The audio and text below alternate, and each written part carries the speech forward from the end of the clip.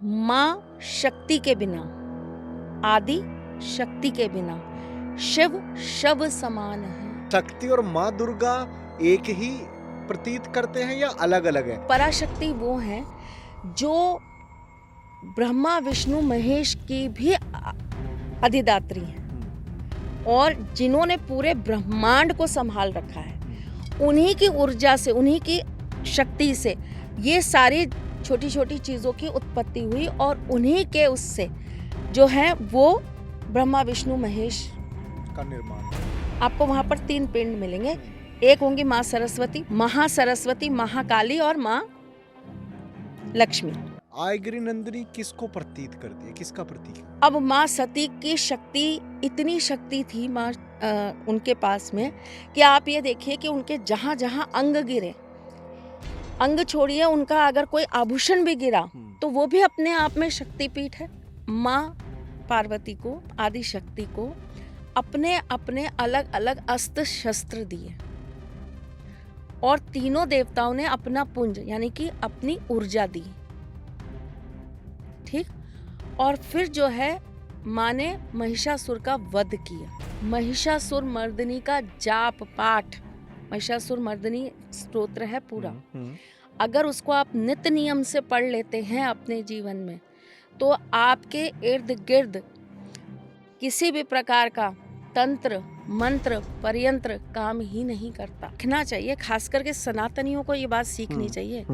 जिसके हाथ में स्वर्ग की भाग दौड़ है वो अपने स्वर्ग की रक्षा के लिए किसके पास जा रहा है? जो एक कैलाश पे बैठे हैं, झोपड़ी भी नहीं है जिनके पास, दूसरे पानी में बैठे हैं नागशैया पे और तीसरे कमल पे बैठे हैं। क्या इस नवरात्रि सच में माँ के दर्शन हो सकते हैं? तो कुछ ऐसी रेमेडीज। देखो, भूलोक पे तो रोना गाना चलता ही रहेगा अब, क्योंकि सृष्टि का जो बनावट है वो कहीं ना कहीं इसी प्रकार है। लोग बाग इस चीज को भी लेके बड़े विचलित हैं कि कुल देवी पूजा, कुल देवी का ट्रेडिशनल तो, और सबकी कुल देवी अलग अलग क्यों है और कुल देवी है कौन? इस पे ये वाली स्टोरी मैं चाहूंगा आप शेयर करो ताकि ऑडियंस तक ये चीजें पहुंचे। बहुत अच्छा सवाल पूछा है आपने और मेरे को ऐसा लगता है कि हर दूसरे व्यक्ति का यही एक बहुत बड़ा प्रश्न रहता है। हर व्यक्ति का एक कुल होता है, सबसे पहले कुल, फिर वंश। जब समाज की स्थापना की गई थी तो उसको कुछ स्तर में बांट दिया गया था, ठीक है। 7 सप्त ऋषि जो हुए, सप्त ऋषियों के नाम पर गोत्र हुए। उन गोत्र के अंदर फिर आपके कुल हुए, फिर उन कुलों के अंदर वंश हुए, फिर उन वंशों के अंदर आपका अपना परिवार हुआ, ठीक है। जैसे बहुत ज़्यादा तो साइंस की नॉलेज नहीं है मुझे, पर हम जब किसी प्लांट की बात करते हैं या हम किसी फल की बात करते हैं तो हम पहले क्या देखते हैं, ये कौन सा फल है। फिर हम ये देखते हैं इसकी फैमिली क्या है, फिर हम उससे ऊपर के उस स्तर पे जाते हैं, है ना। फिर इनका कनेक्शन कैसे बैठा था जो इनकी उत्पत्ति हुई थी जी। तो इसी प्रकार हमें एक कुल मिलता है। इस कुल के अंदर हमारे 2 देवता और देवी होते हैं, एक हमारे कुल देवता, एक हमारी कुल देवी। और जो देवियां हैं वो अलग अलग हैं, सब कुल की देवियां अलग अलग हैं, ठीक है, ठीक है। उन देवियों का हमारे कुल के ऊपर एक आशीर्वाद रहता है और पर्टिकुलर उस कुल का कुछ ऐसे रिचुअल्स होते हैं। वो रिचुअल्स आपको आपके कुल के हिसाब से, जो आपके कुल के लोग होते हैं, जो बड़े बुजुर्ग होते हैं, वो सिखाते हैं। जैसे मैं आपको हमारा बताती हूँ, हमारे जो कुल देवता हैं उनको अष्टमी के दिन जरूर पूजा जाता है, ओके। जबकि अष्टमी तिथि जो है वो देवी की होती है। लेकिन हमारे घर के जो कुल देवता हैं उनको अष्टमी के दिन पूजा जाता है। ऐसा क्यों? एक रिचुअल बना आया। अच्छा, शुरू से ही? ओके, शुरू से बना आया। और इसके पीछे मैं आपको एक कहानी सुनाती हूँ तो आपको ये बात और अच्छे से समझ में आएगी। Please please. एक राजा थे, उनका एक ही पुत्र था और बड़ी मन्नतों के बाद, बड़े पूजा व्रत अनुष्ठान, साधु संतों की सेवा के बाद वो पुत्र हुआ। जब वो पुत्र हुआ तो उस पुत्र को बहुत प्यार से और जतन से पाला गया, उसका पालन पोषण किया गया। वो लगभग 12-13 साल का हुआ और उसकी मृत्यु हो गई। मृत्यु हुई तो जो राजा था वो बड़ा परेशान हो गया। उन्होंने क्या किया, अपनी कुल देवी को उठा के अपने राज्य से बाहर कर दिया कि अब आप मेरे राज्य में नहीं रहोगे, आप मेरी कुल देवी थी, आपको मेरे पुत्र की रक्षा करनी थी, आप यहाँ पर अब नहीं रहोगी। जब देवी को बाहर कर दिया गया और ये तक भी कहा गया कि इस तरफ जो रास्ते जा रहे हैं ना उन्हें बंद कर दीजिए। ओके। जहाँ देवी को स्थापित किया गया उस शहर या उस गांव की तरफ जो रास्ते जा रहे हैं उसको भी बंद कर दिया जाए, यानी कि इस गांव से, मेरे राज्य से कोई भी उस रास्ते पे भी ना जाए जहां पर ये कुलदेवी बैठी है। चलिए जी, कुछ समय निकला और समय निकला और समय निकला। एक दिन राजा को स्वप्न में कुलदेवी आई। उन्होंने कहा कि तुम मुझसे रुष्ट हो, तुमने मुझे राज्य से बाहर कर दिया, तुम्हें मेरी याद नहीं आती। तो राजा ने उनसे कहा कि आपने भी तो मेरे पुत्र की रक्षा नहीं की। तो उन्होंने कहा कि तुम्हें याद हो अगर, अपनी पूजा का वार और तिथि तुम्हें बता रखी है कि इस तिथि को मेरी पूजा होगी और इस वार को मेरी पूजा होगी। ओके। लेकिन तुम मुझे उस तिथि पे पूजने की जगह दूसरी तिथि पर पूजे जा रहे हो, तो मैं कैसे आऊंगी? 12 साल के 12 महीने होते हैं, 12 चौथ माता हैं, ठीक है ना? हम स्पेशल पूजा केवल करवा चौथ की ही क्यों करते हैं? इंटरेस्टिंग। केवल हम उसी चौथ माता की पूजा करते हैं। हम देवियों के अनेक रूप हैं, उन अनेक रूपों में आपकी कुलदेवी विशेष है। और ये अगर मान लो किसी को अपनी कुलदेवी नहीं पता हो तो कैसे पता कर सकते हैं? देखिए, कुलदेवी पहले तो आपको अपने कुल को जानना होता है। अब हमारे पास कुछ विशेष क्षेत्र हैं, जैसे कि बद्रीनाथ हो गए, हरिद्वार हो गया, बनारस में भी शायद एक आधी जगह हैं जहाँ पर ऐसी चीज़ें बताई जाती हैं। तो यहाँ पर क्या है, आपके परिवार का पूरा पोथी रखी हुई है और वहाँ जब आप जाएंगे तो आपके पूर्वजों का सब कुछ निकल कर आ जाएगा कि आपके पिताजी, आपके दादाजी, उनके दादाजी, उनके दादाजी। तो वहाँ से आपकी कुलदेवी या कुलदेवता निकल आते हैं। जैसे क्षत्रिय हैं तो क्षत्रियों में भी अलग अलग क्षत्रिय होते हैं। अब हम ब्राह्मण हैं तो हम ब्राह्मण भी अलग अलग हैं। कुछ जो है वो सनाडे ब्राह्मण है, कुछ गौड़ ब्राह्मण है। तो सनाडे ब्राह्मण जो हैं उनके अंदर भी बहुत सारे प्रकार हैं, तो उनकी सबकी कुलदेवियां अलग हैं। हमारी कुलदेवी जो है वो 10 महाविद्या हैं, जो हमने पहले वाले पॉडकास्ट में डिस्कस भी किया था। हमारी जो कुलदेवी है, मतलब मेरे ससुराल की जो कुलदेवी हैं वो 10 महाविद्या हैं, ठीक। लेकिन मेरे मायके की अलग है। ओके। है ना? तो कुल देवियां जो हैं वो हर किसी के कुल की अलग अलग होती हैं।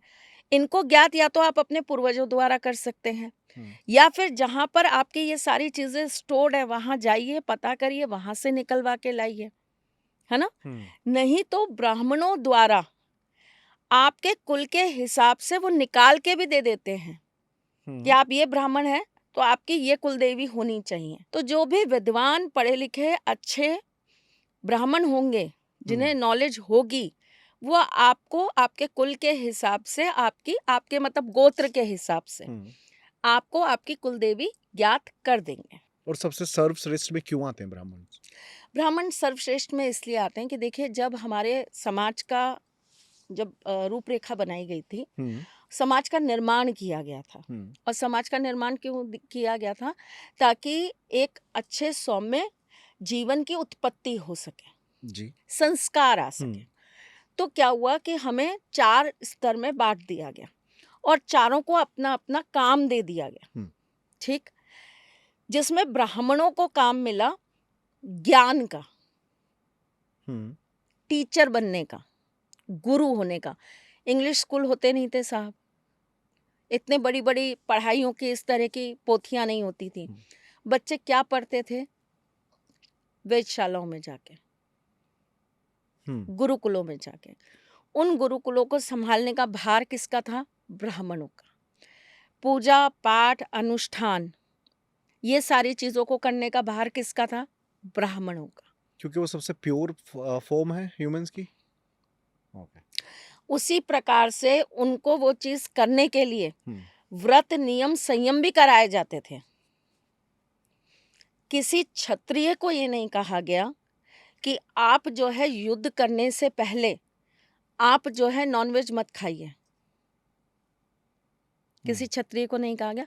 लेकिन ब्राह्मणों को इस चीज के लिए प्रोहिबिटेड किया गया कि आप ब्राह्मण हैं तो आप पूजा पाठ वेद का अनुसरण करेंगे, आप ज्ञान का प्रसार करेंगे, धर्म का प्रसार करेंगे, तो आप मांस मदिरा इन चीजों का सेवन नहीं करेंगे।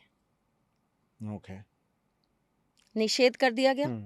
कुछ टर्म्स एंड कंडीशंस उनकी रखी गई, कुछ टर्म्स एंड कंडीशंस क्षत्रियों की रखी गई, कुछ बणियों की रखी गई, कुछ शूद्रों की रखी गई, है ना।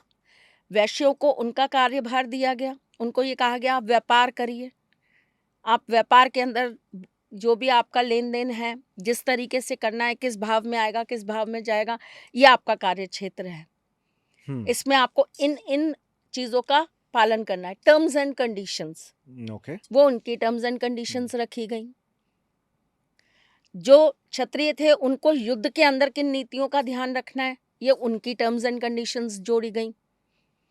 इसी प्रकार से ब्राह्मणों को जो भार दिया गया वो दिया गया दूसरों की पीड़ाओं को अपने सर लेने का। आज आपके घर में कोई व्यक्ति बीमार है, उसका संकल्प ले रहा है ब्राह्मण, और संकल्प लेके वो आपके उस व्यक्ति के नाम की महामृत्युंजय पूजा कर रहा है, तो उस व्यक्ति का जो भार है, जो शारीरिक कष्ट है, उसका लगभग 80% अंश वो ब्राह्मण अपने ऊपर ले रहा है।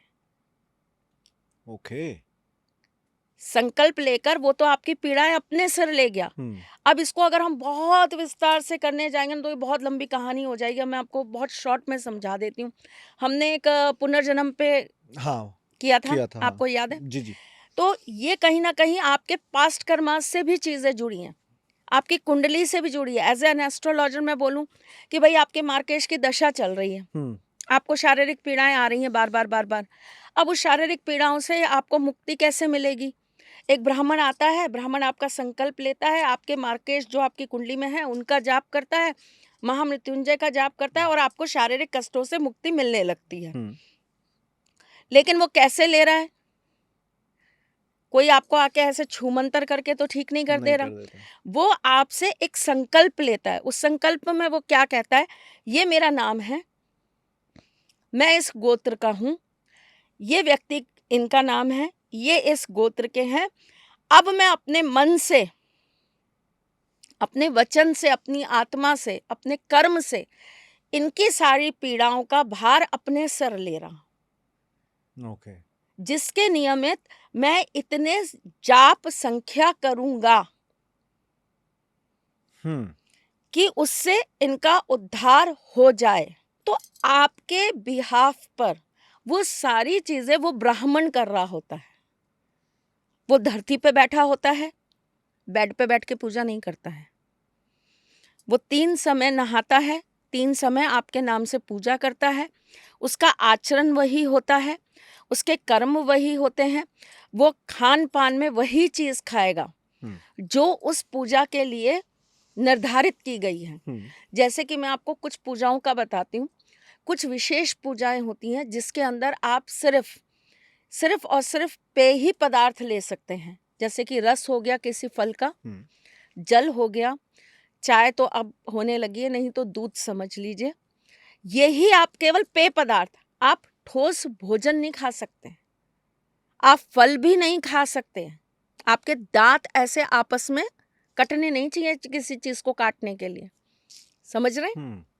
इतनी कठिन पूजा कितने दिन की चल रही है?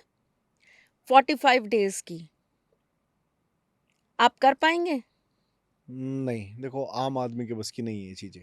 कौन ले रहा है वो संकल्प आपका? ब्राह्मण। ब्राह्मण। अब वो ब्राह्मण 45 दिन सिर्फ उसी पर जिंदा है। सारे ब्राह्मणों को हाथ जोड़ मेरी नमस्कार। जो कर रहे हैं वास्तव में उनको नमन है, सीरियसली हाँ। जो सच में करते हैं, और बहुत सारे लोग करते हैं, मैं तो देख के दंग हो जाती हूँ। इतनी तपस्या बट जनहित को करने के हाँ, लिए। ये मुझे नहीं पता था, बट अब आपने जो विस्तार पूर्वक इसको समझाया है और जो ऑडियंस है सुन रही होगी वो समझ आया होगा, क्योंकि ये अभी जब ब्राह्मण वाली बात चल रही थी ना तब मेरे दिल में आया था कि मैं ये पूछ सकता हूँ, क्योंकि आज तक मुझे भी नहीं पता। बट एनी हाउ अभी ऐसे ही हाँ एक पूजा होती है हाँ जी। जिसे हम कहते हैं बगलामुखी पूजा, बहुत कॉमन है और बहुत जगह करी जाती है, और बहुत सारे मैंने तो देखा आजकल एप्स पे करा रहे भाई वो पूजा है, वेबसाइटों पे चल रही है वो पूजा है, बगलामुखी पूजा। इतनी तीव्र देवी है बगलामुखी और इतनी तीव्र पूजा है बगलामुखी कि मैं आपको क्या ही बता दूं। जो इस बात के ज्ञाता होंगे ना वो तो मुझे यहाँ पर बोलेंगे कि हाँ इनको नॉलेज है, जो ज्ञाता नहीं होंगे ना वही बिना मतलब की बात पर संदेह करेंगे। क्योंकि अगर आपको कहीं किसी बात का संदेह हो तो मैं आपको प्रमाण दे सकती हूँ, ये मेरा काम है। अब आप सोचिए बगलामुखी पूजा के अंदर हमें कुछ नियमों को साधना होता है। उसमें से एक नियम क्या होता है परम जी, कि आप किसी भी गद्देदार चीज पर नहीं बैठेंगे। बट इसके पीछे का कोई लॉजिक है? कुछ नियम, मैंने कहा ना हर अच्छा, पूजा के ओके, नियम, ठीक है। हर पूजा के नियम। वो धरती पर ही बैठना पड़ेगा, धरती पर ही सोना पड़ेगा। आपको ऑफिस जाना है, आपकी बगलामुखी पूजा चल रही है, आपकी बगलामुखी पूजा होना बहुत अति विशेष है, बहुत जरूरी है। आपको किसी पंडित ने, जैसे आजकल पॉडकास्ट में कोई भी कुछ भी बता देता है, ये इतना अक्षरी मंत्र कर लीजिए, अरे नियम तो बताइए क्या कर रहे हैं, उनके साथ पीछे क्या क्या चलता है। एक आधी चीज भी घर के अंदर प्रवेश कर गई पूरा खानदान नष्ट हो जाएगा। क्या बात कर रहे हैं, नियम तो साधिए, नियम तो बताइए। व्यक्ति बाहर का पानी नहीं पी सकता अपने घर के अलावा, पानी पिएगा उसके अंदर पीला होना जरूरी, मतलब हल्दी होना जरूरी है। वस्त्र पहनेगा पीले वस्त्र पहनेगा, इवन अंदर भी आप लोग जैसे बनियान पहनते हैं, आपको पीला अंदर रंग के ही पहननी पड़ेगी बनियान। आप कुर्सी पर नहीं बैठ सकते, चलिए कुर्सी तो एक बार को इंसान अवॉइड कर लेगा, धरती पर बैठ जाएगा। आप मुझे बताइए, आप नौकरी करते हैं, ऑफिस जाएंगे, काय में बैठ के जाएंगे? गाड़ी में। गाड़ी में गद्दी नहीं है। अच्छा, अब पैदल तो जाना पॉसिबल नहीं है ना। आ गया ना नियम, हो गया ना नियम। अब बताइए कैसे करेंगे आप वो अक्षरी पूजा? या तो ऑफिस से छुट्टी लेनी पड़ेगी तो ही कर पाऊंगा। आपको इसके अंदर मिनिमम जो है ना 36,000 जाप करने ही करने हैं। तो ब्राह्मण ही कर पाएगा या ऐसे 9 दिन के पीरियड में 36,000 जाप करने ही करने हैं। आप 9 दिन छुट्टी लेंगे, कौन सी फर्म दे देगी प्राइवेट जॉब? नहीं पॉसिबल है। और अगर आप नए व्यक्ति हैं, आपकी इतनी प्रैक्टिस नहीं है, तो 18 दिन, क्योंकि ये 9 के आंकड़े पे ही चलती है ये पूजा। जानकार लोग तो बहुत अच्छी से जानते होंगे मैं क्या बता रही हूँ, बहुत गुप्त रहस्य बता रही हूँ। तो 9 के आंकड़े पे ही होती है ये पूजा, दिन भी और संख्या भी। और अगर आपने ज्यादा और बड़ी पीड़ा है तो आपने और बड़ी संकल्प ले लिए, तो दिन कितने गए? तो नौकरी करेंगे साहब की पूजा करेंगे आप। हाँ बिल्कुल सही बात है। तो घर की ब्रेड बटर कैसे चलेगी? बच्चों के स्कूल की फीस कैसे जाएगी? माँ बाप की दवाइयाँ कहाँ से आएगी? पत्नी घर में रोटी कैसे बनाएगी? नहीं पॉसिबल है ना। तो उस चीज का कार्यभार किसको दिया जाता है? एक ब्राह्मण को। निश्चित एक संख्या में उनको एक उनके जीवन यापन के लिए दे दिया जाता है कि ये आपको मैंने कुछ पैसे दे दिए, इससे आपका परिवार चलेगा, आपके बच्चों का जीवन चलेगा। और आपका कर्म क्या है? पूरे नियम के साथ बैठकर मेरे नाम की पूजा करना। त्याग है, त्याग है। अगर उस ब्राह्मण के घर में किसी की शादी है, सपोज करिए, मैं तो आपको अपने ही घर का एक उदाहरण देती हूँ, एक पूजा चल रही है, ब्राह्मण के घर में उनकी अपनी सगी बहन की शादी है, नहीं गए, नहीं गए, नहीं गए। बैठे रहे।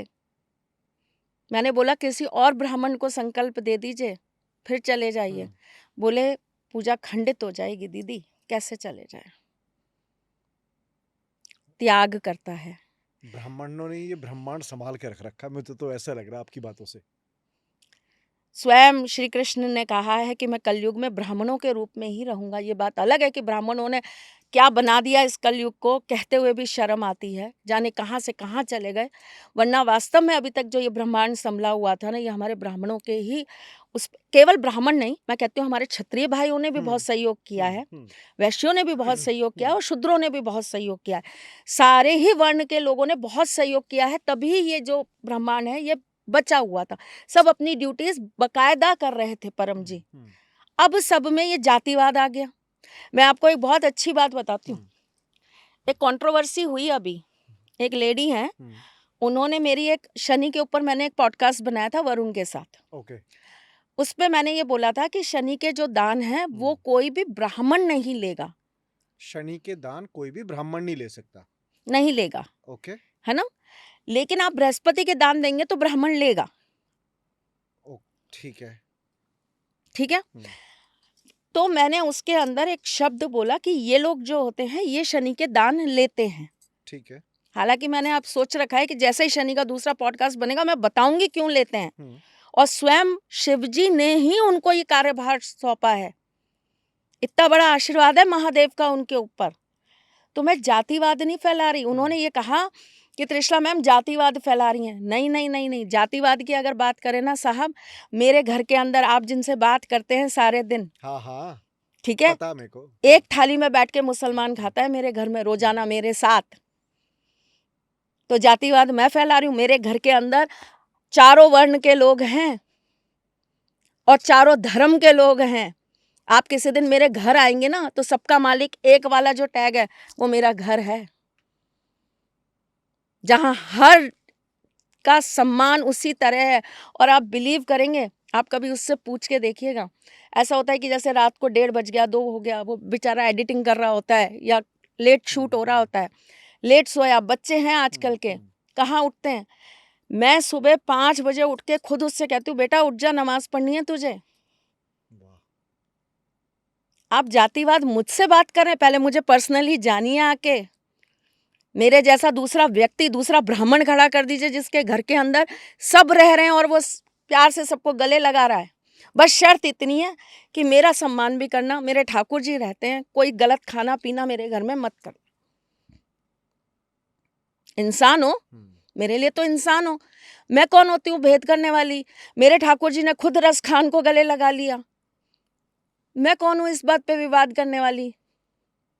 मेरे लिए इंसान बहुत बड़ी चीज है, उसके बाद ये धर्म जात और ये सब आता है। मतलब आप बेसिकली मानवता को सपोर्ट कर रहे हो। बिल्कुल कर रहे हैं, हम तो प्रकृति को सपोर्ट कर रहे हैं। और इंसान का सबसे बड़ा कर्तव्य भी तो यही है ना, इसी के लिए बने हैं। इसी के लिए बने। तो हमारे यहाँ जो मैं आपको बता रही थी कि हमारे जो ब्राह्मण हैं वो नहीं गए अपनी बहन की शादी में, और आप ये सोचिए उनकी जगह हमारी पूरी टीम गई। उस बच्ची की शादी बहुत अच्छी से हुई, उसको डोली हमारे यहाँ से हर किसी ने कंधा लगा कर दिया, लेकिन रियल ब्रदर नहीं गया। क्यों? क्योंकि पूजा चल रही थी, खंडित नहीं हो सकती थी। चलो अब हम आ जाते हैं अपने उसी इसमें बस एक छोटी सी चीज और बताना बताओ। चाहूंगी।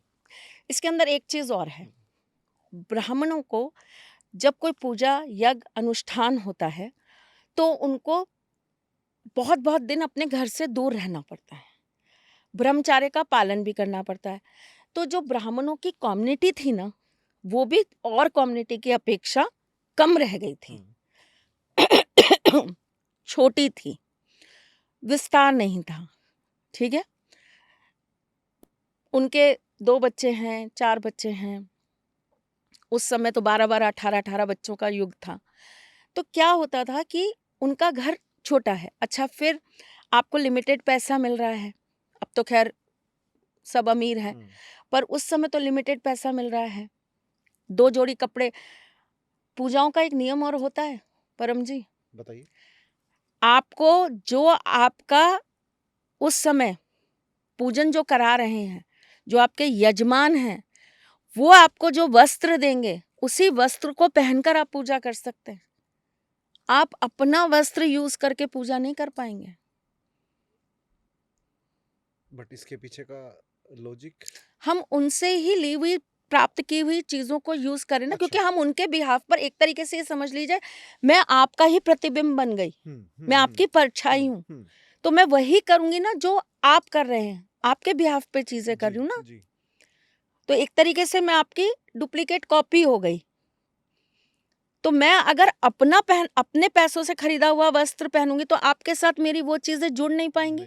तो आपके द्वारा जो मुझे कपड़ा मिल रहा है मैं वही कपड़ा पहनूंगी। तो जब भी हम शक्ति की बात करते हैं तो माँ दुर्गा का सबको ख्याल आता है, या दिव्य शक्ति के बारे में बात करते हैं तो माँ दुर्गा का आता है। तो सबसे पहले माँ दुर्गा और महिषासुर वाली जो स्टोरी है, आप एक बार बताएंगे प्लीज? मैं आपको बताऊंगी, लेकिन उससे पहले मैं आपको ना एक छोटी सी चीज बताती हूँ। जब आपने बात करी है शक्ति की और आप बात कर रहे हैं माँ दुर्गा की, तो पहले तो आप एक चीज को समझिए कि शक्ति क्या है। मैंने ये वाला आगे मैंने लिखा हुआ था कि अच्छा, शक्ति और माँ दुर्गा एक ही प्रतीत करते हैं या अलग अलग है? क्योंकि जब महिषासुर वाली जो स्टोरी थी ना, वहां से माँ दुर्गा ने शक्ति का रूप लिया था, जो मुझे इतना पता है, या मुझे नहीं पता ये सही है गलत है। तो आप इसको जहां से स्टार्ट करना चाहते हो वहां से स्टार्ट कर सकते हैं। ठीक है। तो शक्ति क्या है? अब आपने एक प्लग लगाया और एक केबल के थ्रू उसमें से एक ऊर्जा निकली और उसने आपकी किसी चीज के अंदर उस ऊर्जा को डाल दिया। जैसे टीवी चालू कर दिया, ठीक है।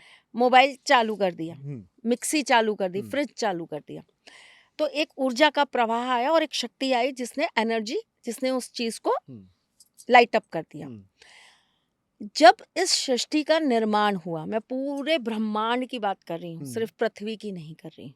ठीक है। जब इस पूरे ब्रह्मांड का निर्माण हुआ, बना या बना हुआ था, किसी को पता नहीं, तो एक पराशक्ति है जो इनको सबको सुचारू रूप से अपनी शक्ति दे रही थी, जिससे सब कुछ चल रहा था। ठीक।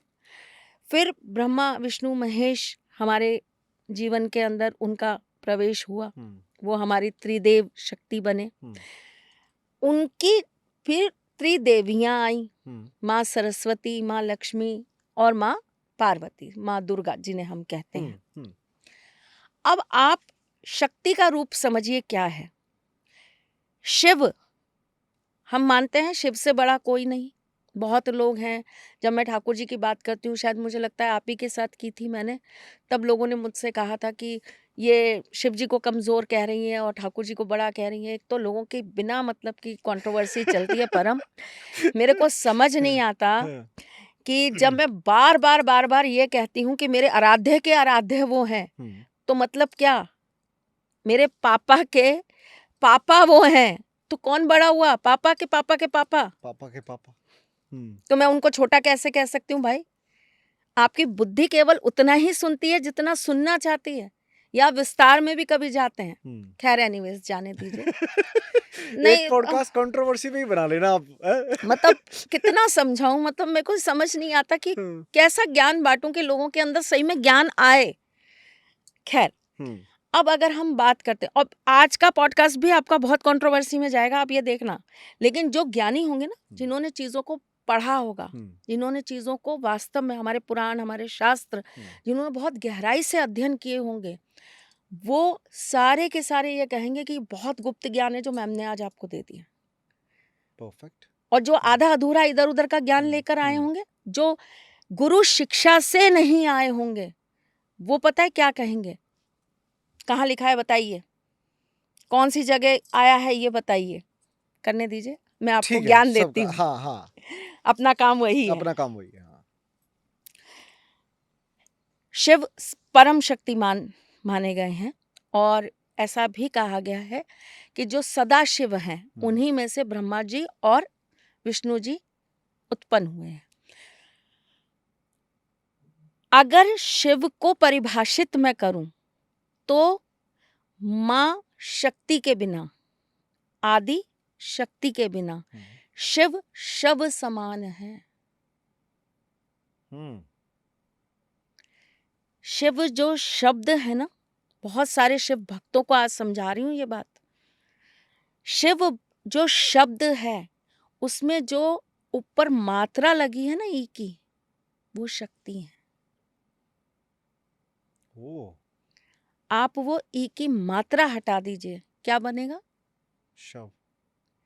शक्ति विहीन शिव शव समान है। बहुत बड़ा स्टेटमेंट दे रही हूँ। वाओ। शक्ति इतनी इतनी ज्यादा पावरफुल है। अब आपको एक चीज और बताती हूँ। बहुत जगह बात होती है शिव और पार्वती जी का एक रूप माना गया है अर्धनारेश्वर, उनके मिलने का। आधे शिव आदि पार्वती, ऐसा बहुत जगह आपने भी देखा होगा। अर्धनारेश्वर रूप बहुत सारी चीजों में उनकी पूजा भी की जाती है।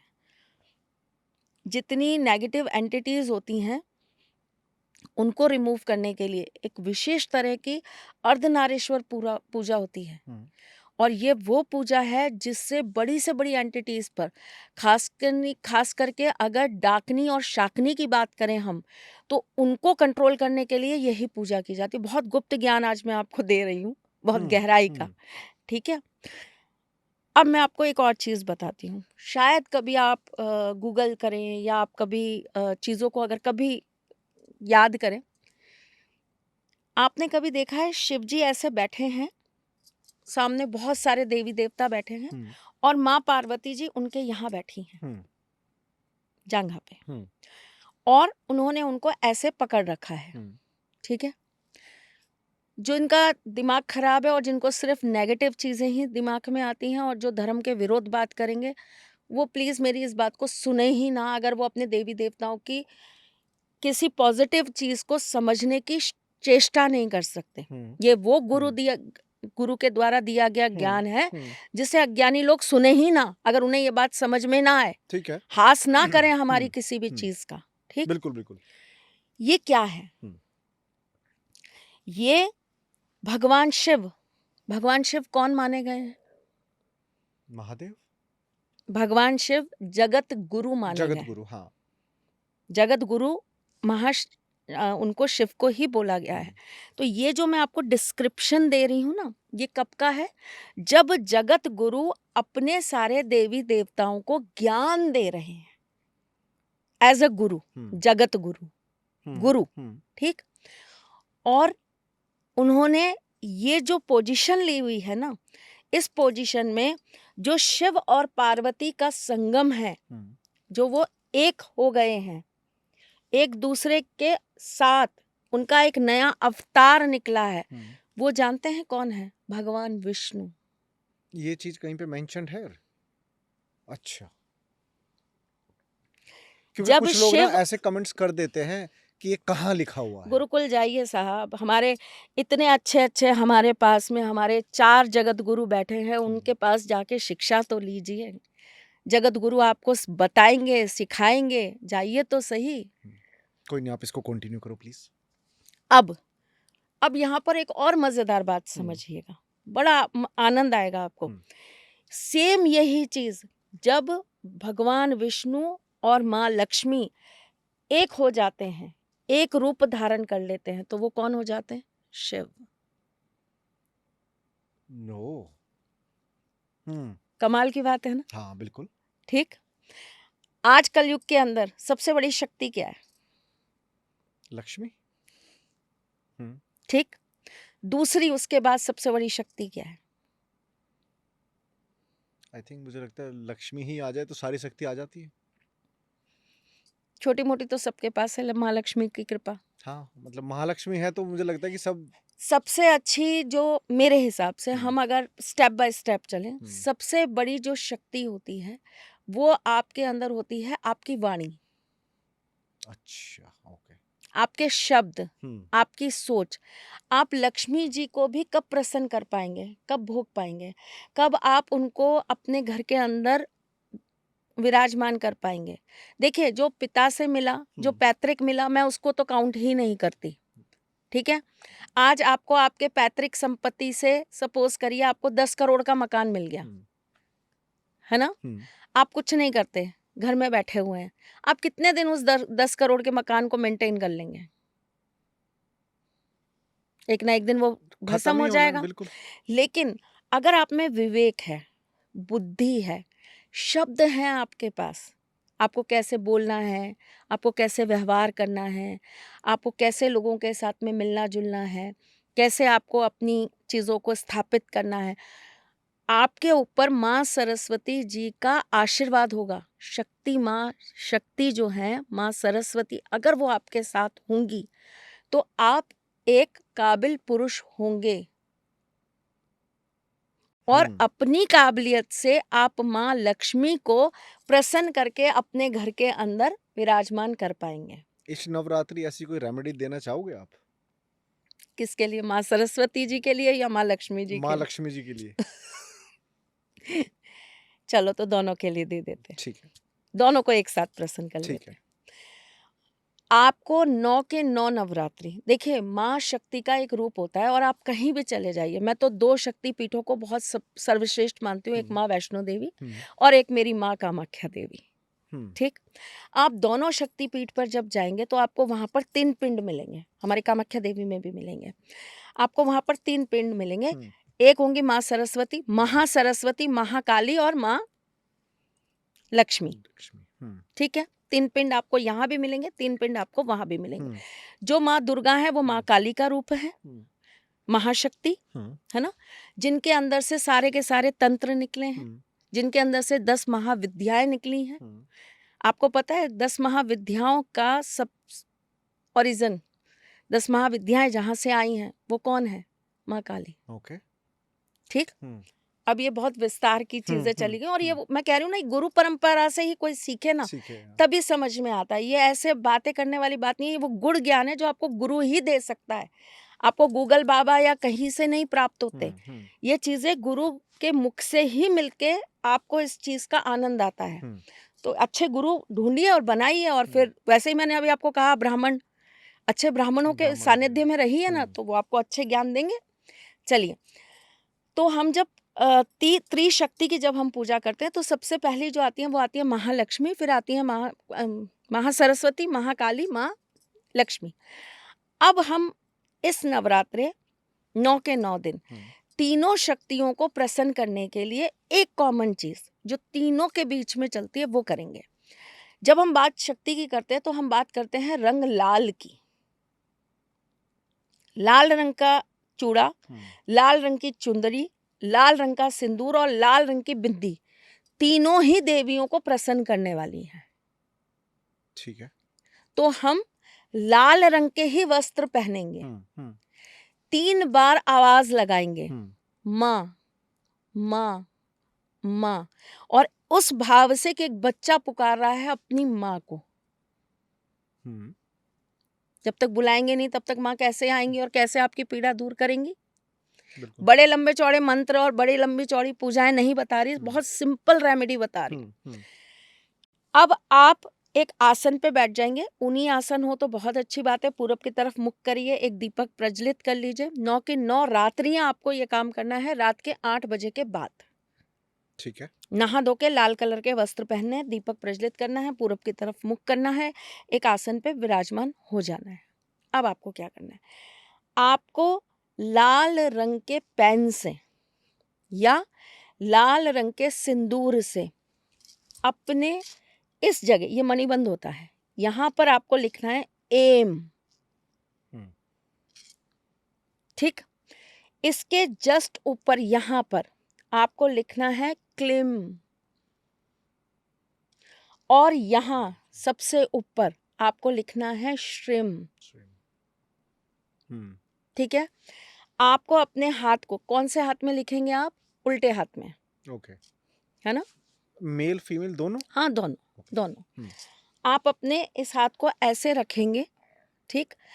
पहली, आपकी जो पहली उंगली है उसको आप डाउन करेंगे, क्या बोलते हुए? एम। फिर आप अपनी दूसरी उंगली को डाउन करेंगे, क्या बोलते हुए? क्लेम। क्लेम। फिर आप अपनी तीसरी उंगली को डाउन करेंगे, क्या कहते हुए? श्रिम। ठीक? फिर आपको दोबारा से ये कार्य करना है, आपको अपनी सबसे छोटी उंगली को डाउन करना है, क्या कहते हुए? एम। फिर आपको क्या बोलना है? क्लेम। फिर आपको ये मुट्ठी बांध लेनी है और उसके बाद आपको 11 बार बोलना है श्रीम श्रीम श्रीम श्रीम करके। देखिए परम जी, माँ लक्ष्मी, माँ सरस्वती, माँ काली हमेशा सदा सर्वदा आपके ऊपर अपना आशीर्वाद बना के रखेगी। बहुत गुप्त आज मैंने आपको रेमेडी दी है, जो मैं अपने घर के या मैं अपने बहुत नियर डियर को देती हूँ। ठीक है, ये भी हमारे घर के ही है, बिल्कुल नियर डियर ही है। बिल्कुल। लेकिन क्या होता है ना, कई लोग इनका दुरुपयोग करते हैं, हाँ। तो हम पहले परखते हैं कि आप उस काबिल हो या नहीं हो। आयगिरी नंदिनी किसको प्रतीत करती है, किसका प्रतीक है वो? माँ के बहुत सारे रूप हुए हैं, है ना, जिसके अंदर अलग अलग उद्देश्यों से माँ ने अपने रूपों को चेंज किया है। तो यहाँ पर जो माँ है वो अपने बच्चों की प्रसन्नता, अपने बच्चों के ऊपर हमेशा अपना आशीर्वाद बनाए रखने के लिए, और आदि शक्ति, आदि शक्ति की जब हम बात करते हैं, माँ दुर्गा यानी कि माँ पार्वती, जब हम आदि शक्ति की बात करते हैं तो माँ आदि शक्ति ने हमेशा एक ही उद्देश्य से अनेकों रूप धारण किए हैं, और वो क्या है कि उनको अपनी प्रकृति को हमेशा प्रोटेक्ट करना है, क्योंकि प्रकृति प्रोटेक्ट रहेगी तो उनके जीव जंतु, उनके लिए तो वो सूक्ष्म जीव भी उनका बच्चा ही है, बिल्कुल, है ना। केवल हम मनुष्य थोड़े ना उनके बच्चे हैं, उड़ने वाला पक्षी भी उनका बच्चा है, उनका शेर सवारी भी उनका बच्चा है, ठीक। तो उनकी जो सबसे पहली अपने रूपों में आने की या कारण बनते हैं, उनको अलग अलग रूपों में, भिन्न भिन्न रूपों में देखने के, वो ये बनते हैं कि उनको प्रकृति की रक्षा करनी है, ब्रह्मांड की रक्षा करनी है, पूरे के पूरे ब्रह्मांड की उनको रक्षा करनी है, ठीक। तो वो जब भी अपना रूप बदलती हैं या वो किसी नए रूप को अपने को लेकर आई हैं, अलग अलग रूप हैं उनके, माँ काली बनी, माँ पार्वती हुई, माँ सती हुई। अब माँ सती की शक्ति, इतनी शक्ति थी माँ उनके पास में कि आप ये देखिए कि उनके जहाँ जहाँ अंग गिरे, अंग छोड़िए, उनका अगर कोई आभूषण भी गिरा तो वो भी अपने आप में शक्तिपीठ है। मैंने आप ही के उस पे बताया था कि उनके शक्तिपीठ, हाँ, शक्तिपीठ के मैं सेकंड वाले में हमने बात करी। तो माँ सती जो थी, जो शिव पत्नी थी और दक्ष पुत्री थी, उनके ही तो अंग गिरे थे जब उन्होंने आत्मदाह कर लिया था अपने पिताजी की बातों को सुन के। उनके पिताजी क्या है, विष्णु भक्त थे, ठीक, और जो भगवान ब्रह्मा है उनके पुत्र थे। उन्होंने समाज को सही तरीके से स्थापित करने के लिए और सही मैनर में चलाने के लिए उन्होंने अपनी व्यवस्थाएं जो है वहां पर लागू की थी।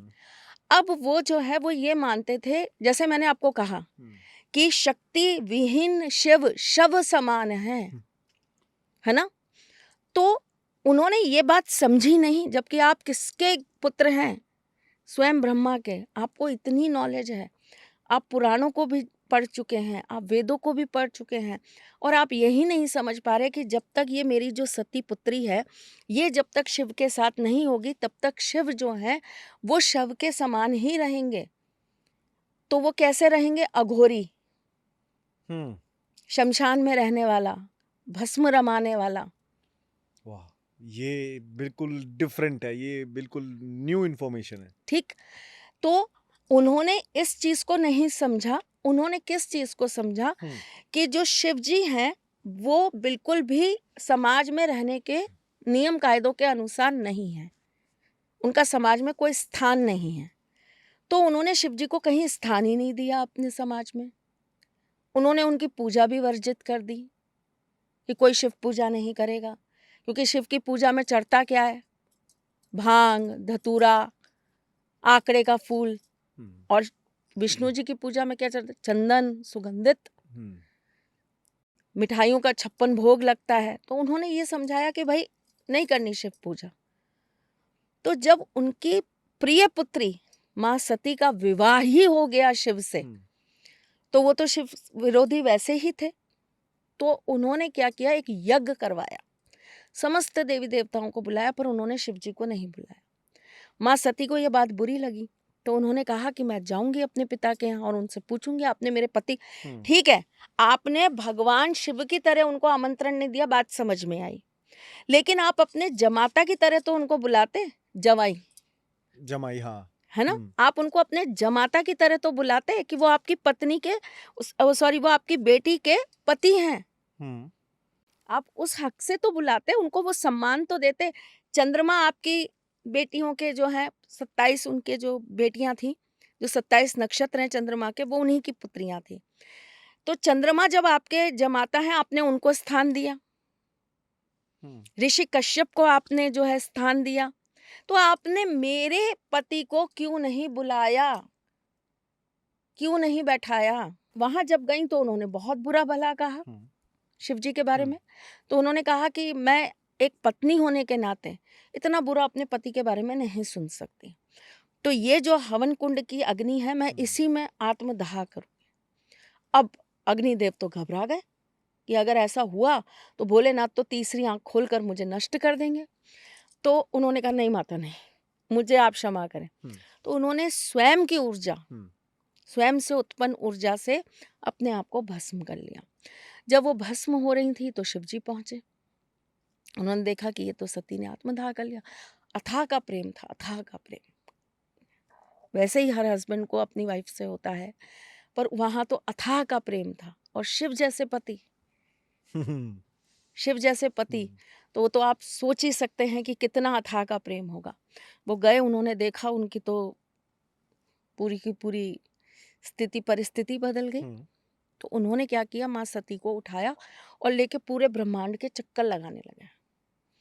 तो विष्णु जी और ब्रह्मा जी बड़े विचलित हो गए, बोले ये तो गड़बड़ हो जाएगी अगर इन्होंने, और उन्होंने अपने रुद्र रूप निकालने चालू कर दिए, वीरभद्र, जो जाके उनको कह दिया कि जाओ और वध करो दक्ष का। हम्म, तो सब डर गए कि अगर ये अपने तांडव पे आ गए तो सृष्टि खत्म, कुछ नहीं बचेगा, देवता भी नहीं बचेंगे, कुछ नहीं बचेगा सृष्टि में।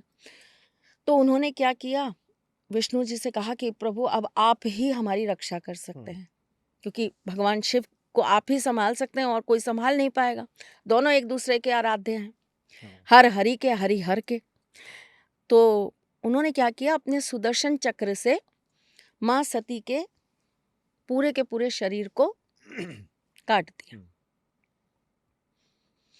काटने के पश्चात वो शव अलग अलग जगह, मतलब वो जो टुकड़े थे वो अलग अलग जगह पृथ्वी पर गिरे। श्रीलंका, नेपाल, एक पार्ट तो पाकिस्तान में भी है।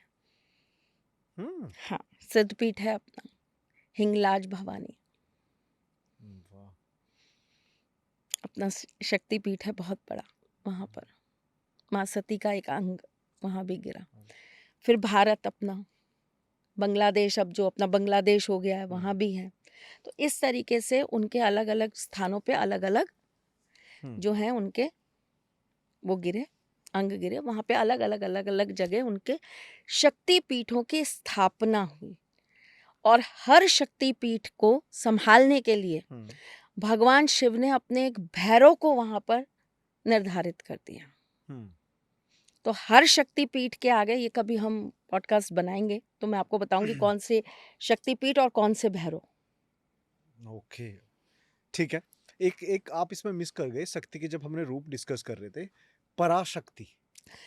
पराशक्ति वो है, जैसे मैंने आपको बताया था, पराशक्ति वो है जो ब्रह्मा विष्णु महेश की भी अधिदात्री हैं हम्म, और जिन्होंने पूरे ब्रह्मांड को संभाल रखा है। हम्म, उन्हीं की ऊर्जा से, उन्हीं की शक्ति से ये सारी छोटी छोटी चीजों की उत्पत्ति हुई और उन्हीं के उससे जो है वो ब्रह्मा विष्णु महेश, का निर्माण हुआ। और वही उनकी बाद में अर्धांगिनी के रूप में उनके साथ में आके उनकी शक्ति बनी। तो हम देवी की पूजा करते हैं या शक्ति की पूजा करते हैं, या देवी की पूजा करनी चाहिए या शक्ति की पूजा करनी चाहिए? बात तो एक ही, बात तो एक ही है। देवी रूप शक्ति, शक्ति रूप देवी। शक्ति आप देवताओं को तो नहीं कहते। शक्ति इज इक्वल टू व्हाट? देवी। शिव की शक्ति कौन? माँ पार्वती। माँ पार्वती, हाँ। विष्णु जी की शक्ति कौन? माँ लक्ष्मी। ब्रह्मा जी की शक्ति कौन? सरस्वती जी। हाँ, सरस्वती जी। ठीक है। गणेश जी की शक्ति कौन? रिद्धि सिद्धि। हाँ, इंटरेस्टिंग। तो शक्ति रूप मीन्स व्हाट? स्त्री।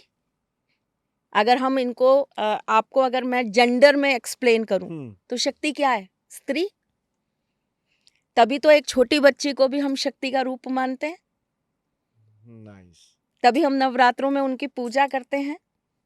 जब घर के अंदर एक नई नवेली बहू आती है तो हम क्या कहते हैं? माँ लक्ष्मी का आगमन हो गया हमारे घर में।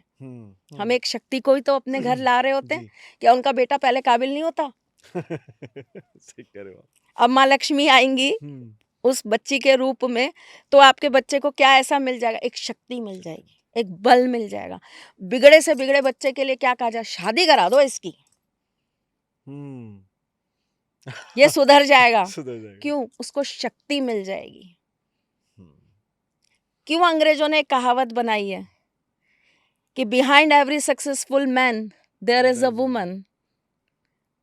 What is the definition of a woman? Energy, wow, nice. शक्ति। एक नए जन्म को लाने का जो कार्यभार संभालती है वो क्या है? शक्ति। वो शक्ति ही तो है माँ के रूप में। मैं पॉडकास्ट के स्टार्ट में भी ना आपसे यही पूछ रहा था कि मुझे ना माँ दुर्गा और महिषासुर की स्टोरी जाननी है, क्योंकि अभी तक उस स्टोरी का थोड़ा बहुत लोगों ने सुना है। ठीक है, कैसे वध किया माँ दुर्गा ने उनका, वो एक बार प्लीज आप बताइए। एक असुर राजा था, उसका नाम था रंभ, और उन्हें प्रेम हो गया था एक भैंस यानी कि महिषी से। उनका नाम था महिषी। वो क्या है, जल में ही ज्यादातर रहती थी। जब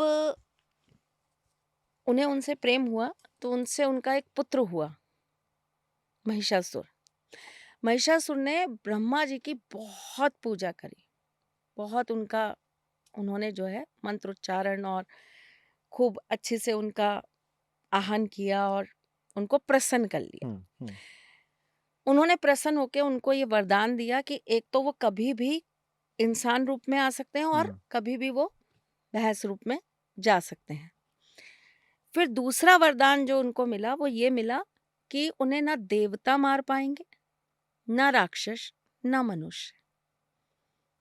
ठीक है। अब महिषासुर ने था तो राक्षस, और वही मैंने जैसे आपको शुरू में बताया था आपके पॉडकास्ट में कि इंसान की जो ये अंदर की इच्छाएं होती हैं ना, यही असली दुख का कारण बनती हैं। ट्रू है, फैक्ट है बात। और कई कई लोगों के मृत्यु का कारण भी वही होती है। बिल्कुल। तो उन्होंने क्या किया कि गए और सब जगह उन्होंने विध्वंस फैलाना चालू कर दिया। तो वो स्वर्ग भी पहुंच गए और वहां जाकर भी उन्होंने सारे देवताओं को परेशान करना चालू कर दिया। इंद्र का सिंहासन, सब जितने राक्षस हैं उनको एक इंद्र के सिंहासन से अति लगाव है। ऐसा क्यों? भगवान जाने, ये तो मैं खुद ही आज तक रिसर्च कर रही हूँ। ऐसा ओह अच्छा। जिस दिन मिलेगा आपको बताऊंगी। ठीक है। क्योंकि कोई भी स्टोरी आती है ना परम, सब घुमा फिरा के एक ही जगह पहुंच जाती है कि इंद्र के सिंहासन पर ही सबसे पहले जो है अटैक हुआ। बट इसका कारण नहीं पता। कारण नहीं पता। चलो कोई नहीं, खैर और ये, हाँ। इंद्र देवता फिर इधर भागे उधर भागे, फिर हमारे त्रिदेवों के पास पहुंचे कि प्रभु हमारी रक्षा करिए, हमें बचाइए, हमारा स्वर्ग जा रहा है। चलिए, और कमाल की बात देखिए, ये इंसान को सीखना चाहिए, खास करके सनातनियों को ये बात सीखनी चाहिए। जिसके हाथ में स्वर्ग की भाग दौड़ है वो अपने स्वर्ग की रक्षा के लिए किसके पास जा रहा है?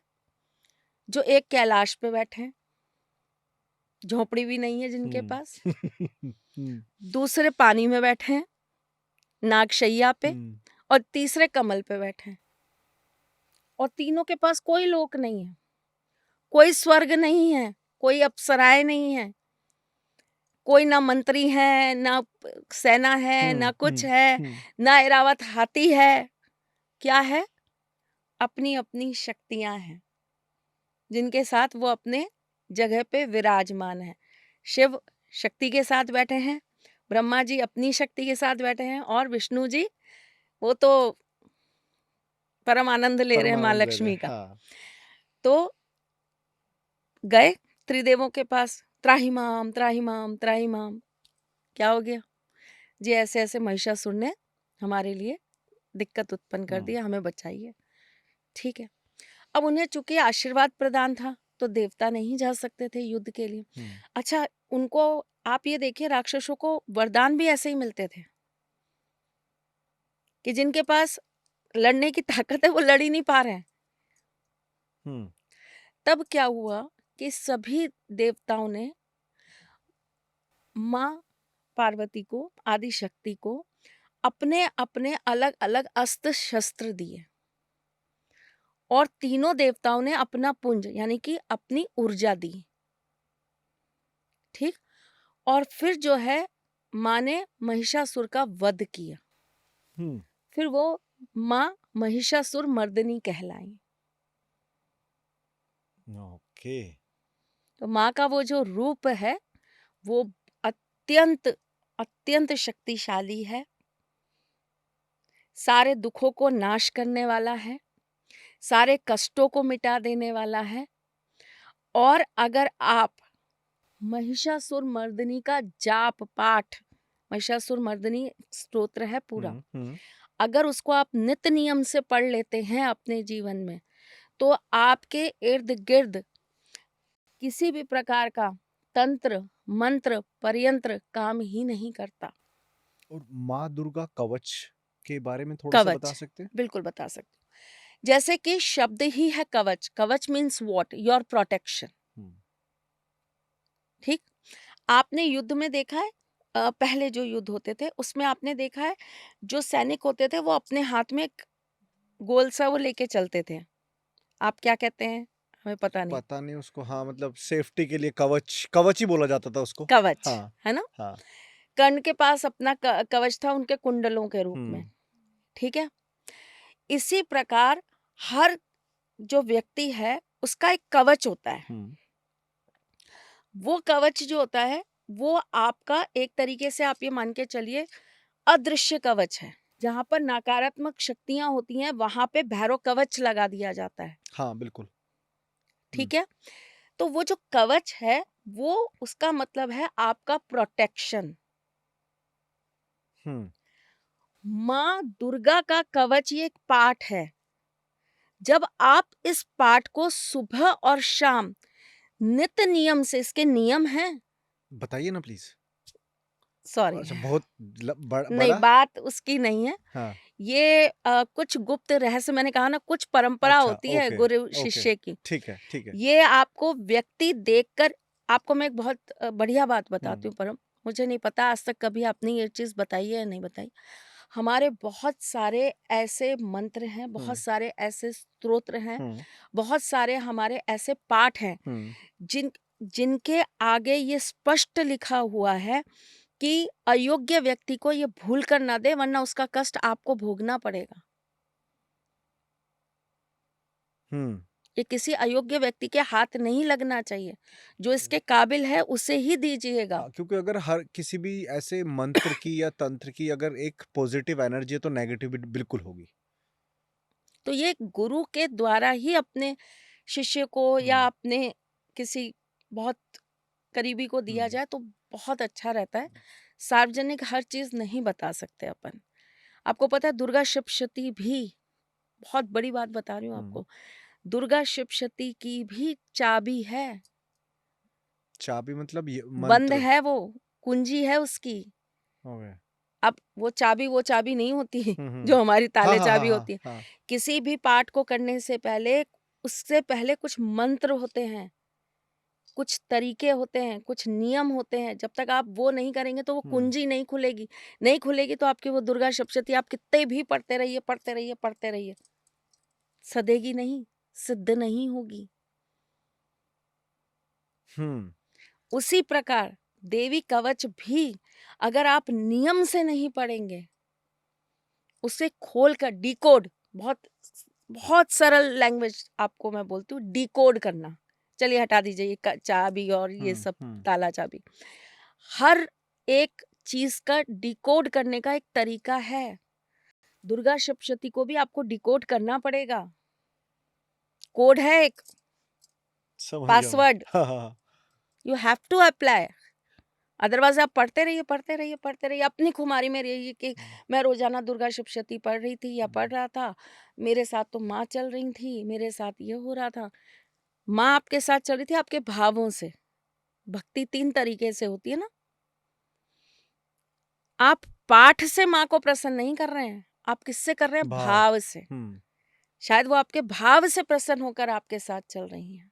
बट आपने ना बहुत बार ऐसा सुना होगा कि लोग बाग ऐसा पूछते हैं कि नवरात्रि में दुर्गा माँ के सच में दर्शन होंगे, बट आपको लगता है कि हमारी आंखें उस ऐसे दिव्या शक्ति के दर्शन कर पाएंगी, देख पाएंगे हम? रामकृष्ण परमहंस को कैसे हो गए माँ काली के दर्शन?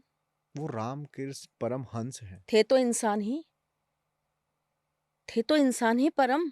बट आप एक नॉर्मल बंदा इतने नॉर्मल जप बंदा नहीं ही कर, तो, नॉर्मल बट बंदा ही था। उन्होंने तो फिर भी इतना मंत्र जाप किया है ना। तो कैसे किया? दृढ़ इच्छा थी माँ को पाने की, कुछ भी कुर्बान करने को तैयार थे माँ को, पत्नी को भी माँ के रूप में देख रहे हैं। बट एक होते हैं दर्शन, एक होते हैं दर्शन के स्वरूप। हम्म, प्योरेस्ट फॉर्म तो नहीं कर सकते ना। प्योरेस्ट फॉर्म की था।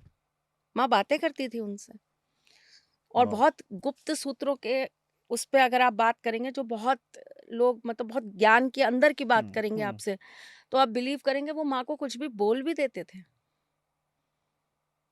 रूठ भी जाते थे माँ से। वो माँ और बच्चे वाला उनके बीच में बहुत जबरदस्त कनेक्शन था। तो ये फिर भाव से, मुझे लगता है ये भाव से हुआ है, फिर मंत्र जाप से नहीं हुआ। मंत्र जाप से हुआ।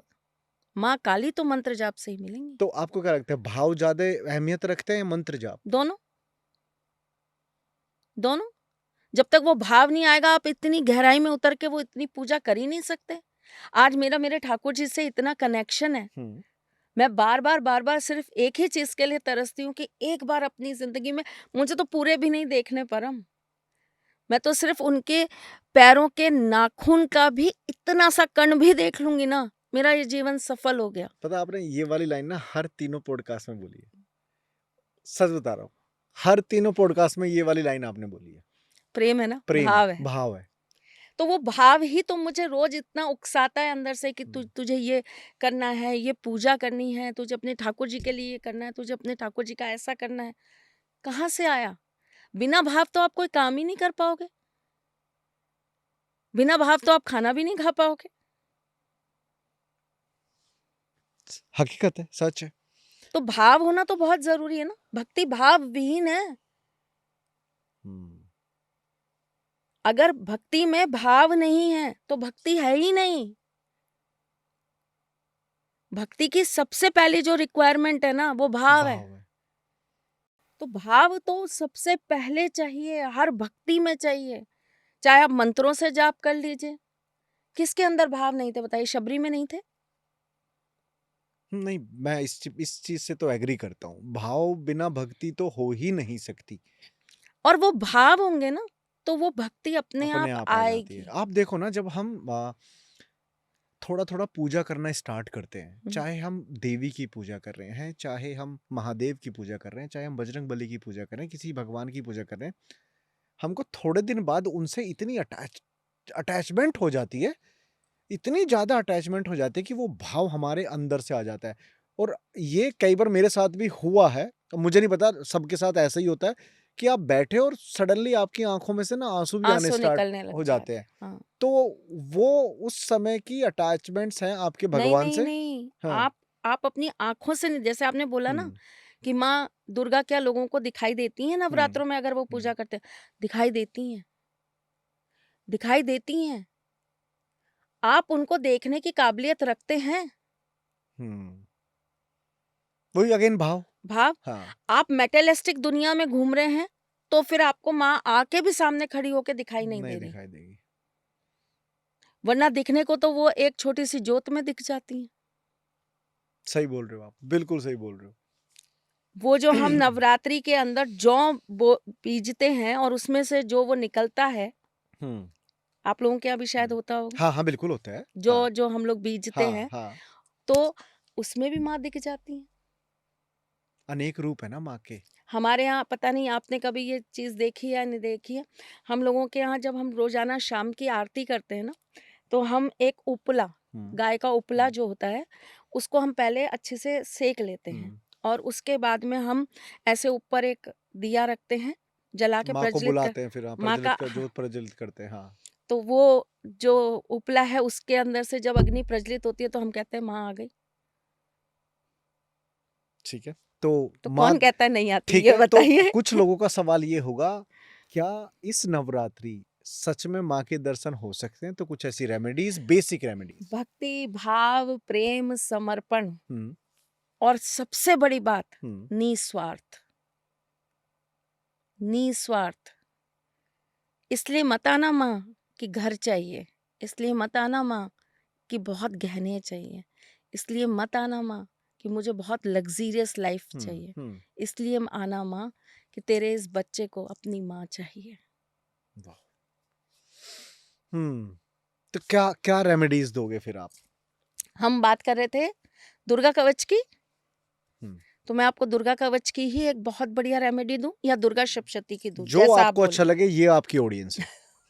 कुछ भी हरी चीज, जैसे कि आपने पालक रख लिया, ठीक है, या फिर आपने हरी, आप अगर आपके उधर कोई और सब्जी हरी मिलती है तो आपने वो हरी सब्जी रख ली, हम्म ठीक है, इलायची रख ली, है ना।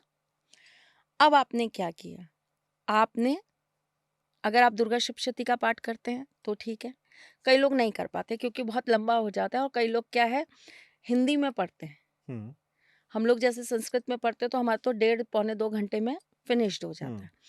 लेकिन कई लोग क्या होता है कि वो हिंदी में पढ़ते हैं तो उनका 5-5 6-6 घंटे उनको पढ़ना पढ़ना पड़ता है। पड़ता है। ठीक, तो आप दुर्गा सप्तशती का पाठ कर रहे हैं तो आप सामने रखिए। अगर आप नहीं कर रहे हैं और आप सिर्फ देवी कवच का पाठ कर रहे हैं, अर्गला का पाठ कर रहे हैं, तो आप सामने रख लीजिए। हम्म और कुछ भी नहीं कर पा रहे हैं तो हम्म दुर्गा चालीसा कर लीजिए और सामने रख लीजिए। एक आसन रखिए लाल हम्म रंग के कपड़े का, हम्म उसके ऊपर आप रख दीजिए, ठीक ठीक है। है। अगर आपने पालक रखा है तो आप क्या करेंगे, जब आपका पाठ पूरा हो जाएगा तो वो पालक आप ले जाके गाय को खिला देंगे। अगर आपने इलायची रखी है तो आप उस इलायची को धागे में पिरो लेंगे। हम्म 2 इलायची आपने धागे में पिरो ली। नवरात्रि की छठी रात्रि से रात्रि सिद्ध होने लगती है। आपने जो भी पाठ करे ना 5 दिन, हम्म वो सिद्ध कब होंगे, छठी रात्रि से। ओके। तब तक आपने जो किया है हम्म 5 दिन, हम्म वो आपका स्टोर है एक जगह। समझ गया। हम्म छठी रात्रि से आपको उसका फल मिलेगा, वो सिद्ध होगी, हम्म। ठीक है। अब क्या होगा कि आपने माला बना दी, जी। रोज धागे में पिरोया, रोज धागे में पिरोया, रोज धागे में पिरोया, और 6 दिन तक आपने उसकी एक माला बना दी। छठे दिन आप दुर्गा माँ के किसी भी मंदिर में जाकर माँ को स्मरण करके, फिर बोल रही हूँ 3 बार माँ को आवाज लगा के, माँ माँ माँ, आप वो माला जो है माँ को भेंट कराइए। पंडित जी अगर उनके गले में पहना दें बहुत अच्छी बात है, नहीं पहनाएंगे तो माँ के चरणों में रखवाइए। माँ आपको अपना आशीर्वाद देने सप्तमी अष्टमी नवमी जरूर आएंगी। वंडरफुल, बढ़िया है। इसके अलावा कुछ और? बाकी तो आप प्रेम से बुलाइए, वो तो अरे एक हम तो जयकारे पे आती है। नहीं नहीं, ये तो है वैसे। कुछ और आप मैसेज देना देखिए चाहते हो? बहुत सारी चीजें हैं, हाँ। लेकिन फिर वही वाली बात आ जाती है परम जी, कि वो सारी जो ज्ञान है वो बहुत गुप्त हैं और वो किसी गुरु के सानिध्य में ही किए जाते हैं, क्योंकि जो पराशक्ति हैं, जो हम्म आदि शक्ति हैं, हम्म जो सर्व शक्ति हैं, है ना, जो शिव शक्ति हैं, उनको अगर हम अपने पास आगमन करवा रहे हैं या हम उनको बुला रहे हैं, तो उनके साथ में बहुत और भी चीजें आती हैं, उनके गण भी हैं, उनके साथ आने के और लिए। वो झेलने के लिए हम आप एक आम रेडी आदमी नहीं हैं। रेडी मैं नहीं आपको एक होता। बहुत छोटी-सी चीज़ बताती हूँ। एक हनुमान भक्त थे, हुँ, ठीक है? उन्होंने ये ठान लिया कि मुझे तो हनुमान जी के दर्शन करने हैं। हुँ, तो उनके गुरु ने उनको एक गुप्त मंत्र दे दिया कि ये गुप्त मंत्र है, ये करो, लेकिन मेरी शर्त है तुम यहीं बैठकर इस मंत्र का जाप करोगे। हुँ, उन्होंने कहा ठीक है, जैसे गुरु आज्ञा मैं करूँगा।